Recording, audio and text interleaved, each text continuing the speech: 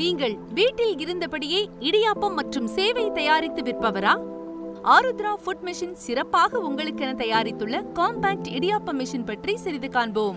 சிறிய அளவில் 1 HP மோட்டாரை கொண்டு வீட்டு கரண்டிலேயே இயங்கும் வண்ணம் எளிதில் கையாளக்கூடிய வகையில் தயாரிக்கப்பட்ட இந்த காம்பாக்ட் இடியாப்பம் மெஷினானது ஹைட்ராலிக் முறையில் இயங்கக்கூடியது.